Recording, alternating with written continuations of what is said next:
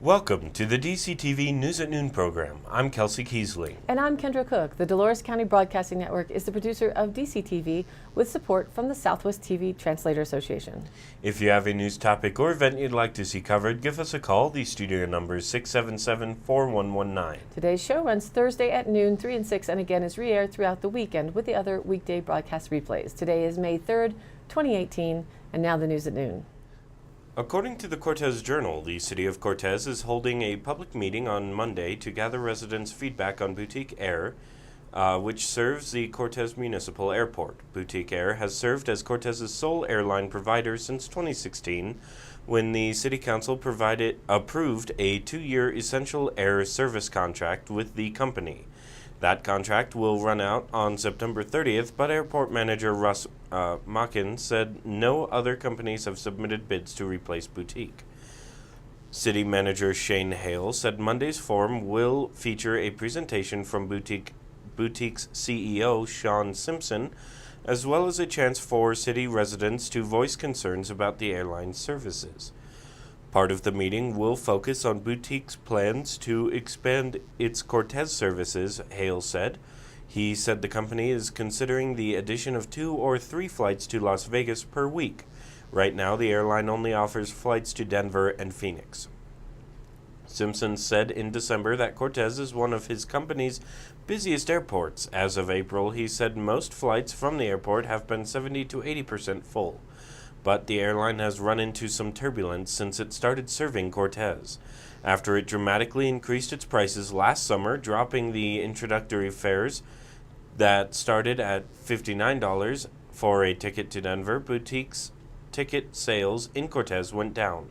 In February, the airline had its highest number of cancellations for a single month since it started serving Cortez, which Simpson blamed on bad weather and mechanical problems. Hale said Monday's meeting will include a question and answer session with Simpson in which residents can offer feedback on Boutique services. It was quite a scene waking up to snow yesterday. The new moisture on the oily road surfaces made for slippery roads, reported in the Journal. Icy roads caused a recreational vehicle, a tow truck, and other vehicles to slide out Wednesday afternoon near a hairpin turn on the south side of Mollusk Pass. The crashes occurred about 3:50 p.m. at mile marker 60.5, said Captain Adrian Driscoll with the Colorado State Patrol. "We don't have anything serious, just a bunch of slide-offs," Driscoll said. "People can't get to where they need to go." Animas Towing, which usually does towing in the Silverton area, was one of the vehicles involved in the snarl. Tow trucks were en route from Cortez and the Durango area to assist. The highway remained open and drivers were getting through little by little, Driscoll said at 5:20 p.m. And in Yellow Jacket, photos credit to Emily Rice, a pickup truck crashed in a field off U.S. Highway 491 at County Road 18 at 12:30 p.m. on Wednesday. The vehicle went about 60 feet off the highway into a field and rolled onto its top, according to Sergeant Rob Madden of the Colorado State Patrol. Initially, it was reported to officials that 2 people were possibly trapped inside the vehicle. They were reported as being out of the vehicle and doing fine, Madden told the Journal. There is not anything in the call or report about the second person, and there's not a report about the driver being trapped or transported, so normally what that means is everybody was fine. The driver was a 77-year-old man from New Mexico, he said. The Colorado State Patrol said the cause of the crash has not yet been determined. According to the Durango Herald, with a photo from the Washington Post, the warmer weather of spring and summer means the start of tick and mosquito season and the diseases they transmit, including Lyme disease, Rocky Mountain spotted fever, West Nile, and Zika. A new report from the Centers for Disease Control and Prevention has found that illnesses from mosquito, tick, and flea bites more than tripled in the United States from 2004 to 2016. The report released Tuesday shows that the number of reported cases of these diseases jumped from 27,388 cases in 2004 to more than 96,000 cases in 2016. The data include illnesses reported in the U.S. states and territories. During that period, the total of more than 640,000 cases of these diseases were reported to the CDC. Officials say the actual number of people who have become sick is much higher, in part because many infections are not reported or recognized. Some patients may experience mild symptoms and not seek medical attention, and not all diseases were reported for the full 13-year analysis period, or from all states and territories. The data substantially underestimate disease occurrence, the report said. During the time covered in the study, 9 new germs spread by the bites from infected mosquitoes and ticks were discovered or introduced in the United States, the report said. They include 2 previously unknown life-threatening tick-borne viruses, Heartland and Bourbon, that were reported from the Midwest, and the chikungunya and Zika viruses transmitted by mosquitoes that were introduced to Puerto Rico in 2014 and 15. In the United States, there was limited local spread of dengue and Zika viruses in Florida and Texas. From the Journal, courtesy photo, an incomplete registered voters list has caused the High Desert Conservation District mill levy election on May 8th to be canceled. The special district was seeking a 0.5 mill levy to fund its agricultural service and educational programs. The district currently has no mill levy. But last week, the district discovered that the list of registered voters in the district had left out substantial amounts of property owners. According to a statement issued by the district, the error was discovered on April 24th. With a very short time frame left before the end of the election, it became impossible to assure that these eligible voters would timely receive their ballots before the May 8th election day. That, according to a statement signed by district board members. The High Desert Conservation District boundaries encompass western Montezuma County, minus the town of Dolores, and the city of Cortez's 1942 boundary. However, since 1942, the Cortez boundary has expanded, but those property owners did not receive a mail-in ballot, even though they are eligible to vote in the district election. High Desert officials explained that the proposed tax levy must be approved in a fair, honest, representative election, and that the most credible path forward is to cancel the election and bring a fair election before voters at a later date. Ballots already collected will be properly disposed of, said District Manager Victoria Peterson Lewis. For those who have not dropped off or mailed their ballots, it is no longer necessary to do so. Our district programs and services are continuing on as normal, Peterson said. There is a similar yet unrelated mill levy election currently being conducted within the Mancos Conservation District boundaries. The canceled High Desert Conservation District mill levy election does not affect the Mancos Conservation District election. According to the Durango Herald, the government estimates that autism is becoming more common, but it's only a small increase, and some experts think it can be largely explained by better diagnosing of minority children. About 1 in 59 U.S. children were identified as having autism in 2014, according to a Thursday report from the Centers for Disease Control and Prevention that focused on 8-year-old children. That's up from 1 in 68 children in both 2010 and 2012. White children are diagnosed with autism more often than black or Hispanic children, but the gap has closed dramatically. Autism used to be 20% higher in white kids than black children, and that difference shrank to 10%. The gap between white and Hispanic kids shrank from 50% to 20%. That increased recognition in minority kids is likely a big reason for the overall increase, CDC researchers said. The causes for autism aren't well understood, and it's not clear if other factors might also be at play, like, for example, more couples having babies later in life, said Thomas Frazier, Chief Science Officer for the advocacy organization Autism Speaks. There are no blood or biological tests for autism. It's identified by making judgments about a child's behavior. Traditionally, autism was diagnosed only in kids with severe language and social impairments and unusual repetitious behaviors. But the definition gradually expanded, and autism is now shorthand for a group of milder related conditions. The new CDC report is based on a tracking system in 11 states that focuses on 8-year-olds, because most cases are diagnosed by that age.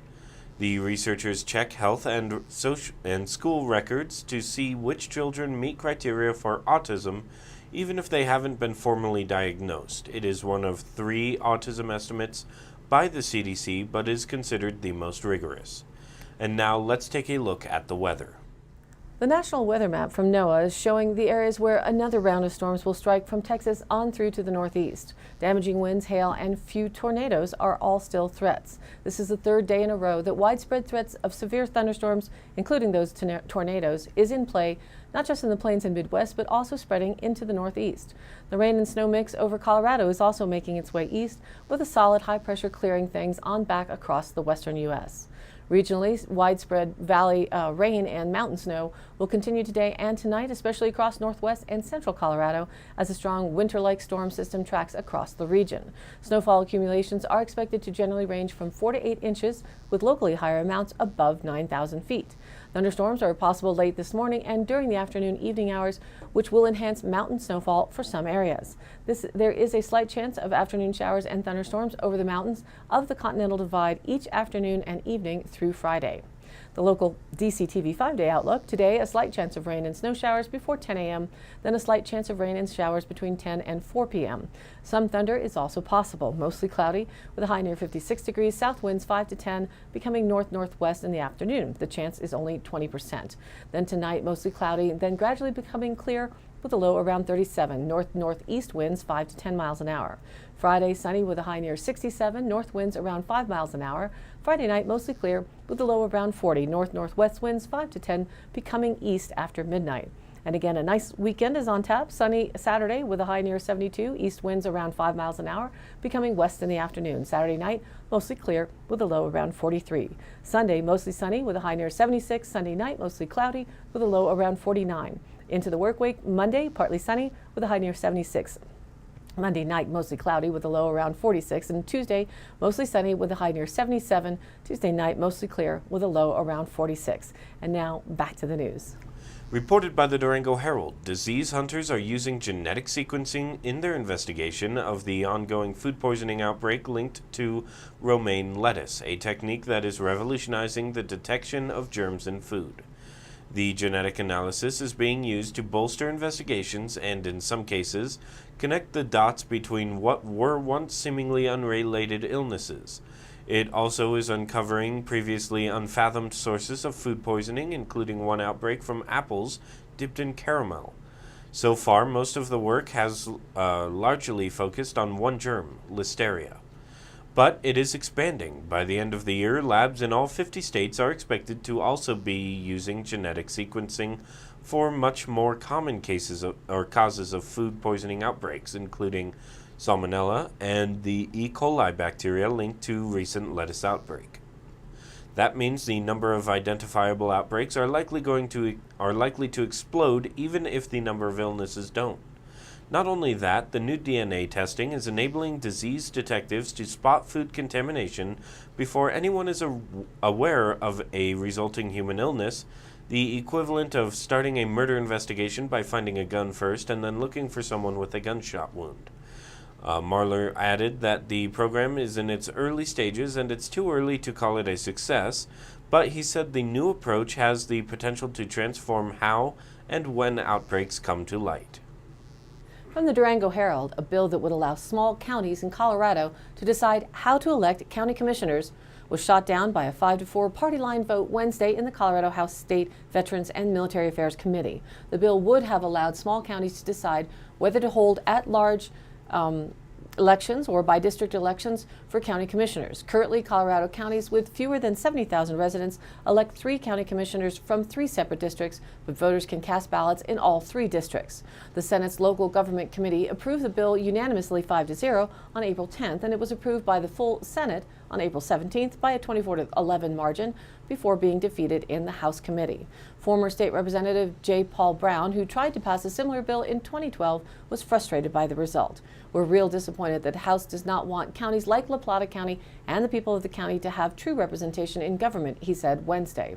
Brown brought a similar bill to the Republican-controlled House in 2012, where it passed with bipartisan support on a 61-4 vote. It was ultimately killed on a party line vote in a Senate committee with a Democratic majority. To have true representation, counties should be allowed at least to go to the people and decide for themselves how they want to elect their county commissioners, he said. La Plata County Commissioner Gwen Lachelt, who has been opposed to the legislation every time it's brought up, said that the change would create division among county commissioners. Quote, "If I were elected only to represent my district, the 3 commissioners would be forever embattled," Lachelt said. Brown was encouraged by the testimony during the bill's run up and hopes it gets brought up again in the future. I was very hopeful that the State Affairs Committee would listen and have a different result, he said. We're disappointed, but that's the way it is. Dolores County has 3 county commissioners representing each of the 3 districts, and currently incumbent Commissioner Republican Julie Keibel will be running against Republican Todd Jones for the District 3 seat. According to the Durango Herald, with photos by Jerry McBride with the Herald. Up on the Mesa, 3 out of 5 Native American students from Fort Lewis College just returned from the First Nations launch, where they tied for second in the presentation portion of the contest and received the fastest time for loading their rocket for launch. But team members are still trying to figure out what caused their rocket to explode as it approached its apogee, about 3,800 feet during the actual launch competition.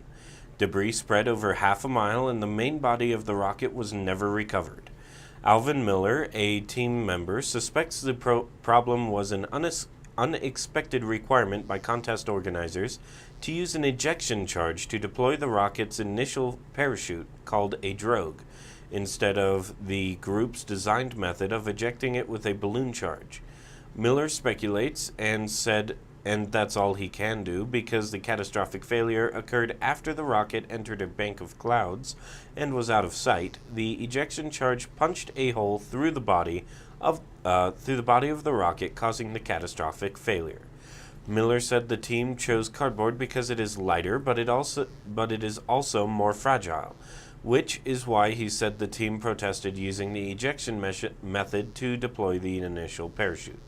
Miller said he even asked the organizers to remove 1 gram of the 2 grams of black powder in the ejection charge in an effort to make it less explosive, but he's not sure if that was done.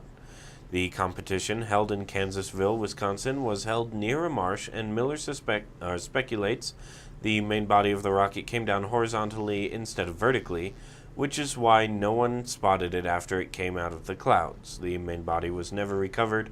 Only the nose cone, a 1-foot section of the rocket, and some Nomex material was found. Volunteers in Wisconsin, he said, are still trying to recover the main body of the rocket, but it could be lost in the marsh. Miller said he'd like to find it to prove his theory. From the Cannabis.co and Denver Post, a federal appeals court this week dealt a blow to makers of CBD-rich cannabis extracts who were trying to stop the Drug Enforcement Administration from considering their products as dangerous drugs. A panel of judges for the 9th U.S. Circuit Court of Appeals shot down the hemp industry's challenge of a DEA rule that established a drug code for marijuana extracts. DEA officials had said the code was intended to track cannabis derivatives used in research and to meet treaty obligations, adding that these extracts and byproduct remain Schedule I substances that the government says have no accepted medical use, such as heroin, LSD, peyote, and ecstasy. Hemp industry leaders pushed back on that Schedule I assertion and the rule itself. Represented by Denver-based cannabis law firm Hoban Law Group, the Hemp Industries Association and other hemp businesses challenged the DEA's rule and alleged the agency overstepped its bounds by essentially scheduling substances, notably cannabinoids, that were not classified as illicit in the Controlled Substances Act. Additionally, they argued the hemp-derived extracts rich in CBD, or cannabinol, are protected under state laws and the Farm Bill provisions. The rule could be misinterpreted by other federal and local agencies, lead to unlawful product seizures, and chill a booming multi-billion-dollar hemp products industry, Hoban attorneys had said. In the opinion issued Monday, the 9th Circuit judges said Hoban Law Group's clients had an opportunity to comment during the DEA's rulemaking process, but failed to do so. As a result, the bulk of their challenge was moot. Separately, the judges said the DEA's final rule did not violate the Agricultural Act of 2014, the Farm Bill, which contained provisions allowing for industrial hemp defined as cannabis sativa L plants with less than 0.3% concentration of psychoactive tetrahydrocannabinoids. The Agricultural Act contemplates potential conflict between the Controlled Substances Act and preempts it, the judges wrote. That's the silver lining for hemp businesses, said Garrett O'Graff, an attorney with Hoban. The sky is not falling based on this decision, he said. The court's view of the Farm Bill, coupled with DEA statements last year indicating there was no intent to regulate cannabinoids, should give the hemp industry some solace, Graff said. but there remains broader concerns about the safety and security of those who make and sell hemp extracts, he said. In a statement issued Wednesday, attorney Bob Hoban said his clients are weighing whether to request a rehearing. More robust hemp protections have been floated at the federal and state levels. Federally, Senate Majority Leader Mitch McConnell introduced the Hemp Farming Act of 2018, which would remove hemp from regulation as a controlled substance, treat the crop as an agricultural commodity, protect state regimes, and bolster research. McConnell has indicated the provisions may be included in the coming 2018 Farm Bill. In Colorado, legislators have approved a bill that would regulate hemp products, including CBD extracts, like any other food ingredient. That bill is awaiting the signature of Governor John Hickenlooper. And now for the Dolores County Sheriff's Roundup for the week of April 23rd through the 29th. A caller reported a deer hit by a car on Road H.6. An individual reported leaving their wallet in a shopping cart at a local business, and upon returning, the wallet was gone. Deputies are investigating. Theft of tools from a residence was reported. Officers are investigating. That concludes this week's Roundup. Stay tuned for continued updates. And today's High Canyon Country happenings. May 4th and 5th, this Friday and Saturday, racing action returns to Aztec Speedway for the 66th season. Please join them for an action-packed weekend. The grandstand gates open at 5:30. Pit gate opens at 4, pit meetings at 6:45 p.m., and the rolling track at 7. Racing to follow. Pit pass is $30, general admission, adults $12, youth 6 to 14, $7 senior military, $10 family pass, 2 adults and 3 kids, $25. May 5th, join Charlie and Tom at the Durango Brewery, hosted by Thomas Hines. From 5 to 9 p.m., acoustic duo Charlie and Tom will be playing and entertaining for Cinco de Mayo. Come out for some great grub and brews with some tasty songs played from the heart. May 6th, from 2 to 4:30 p.m. in Mancos, hosted by the Willowtail Springs Nature Preserve and Education Center, join writer and wildland firefighter Lorena Williams for a presentation and workshop for nature writers. Learn techniques for writing about landscapes and environment, whether it's the ranch you grew up on or a flower outside your window. It's $40 per person to register, or more information, contact her at peggy@willowtail.org. And all of these happenings are posted on our social media page, DCTV News at Noon, on Facebook, along with the YouTube replays, weather, and original stories and local posts. To share your event or information, you can contact us by email, dcbnnews@gmail.com, or call the station. It's 970-677-4119, and we'll be sure to get your news on air. Thanks for tuning in. News at Noon airs at noon Monday through Thursday, and then is rebroadcast at 3 and 6 p.m. on each of those days. The weekday news shows are then replayed throughout the weekend as well. And be sure to check us out on our social media page. It's Facebook's DCTV News at Noon page. Please like us there and share it with a friend. For Kendra Cook with DCTV in the News at Noon program out of Dove Creek, USA, I'm Kelsey Kiesling. Thanks for watching.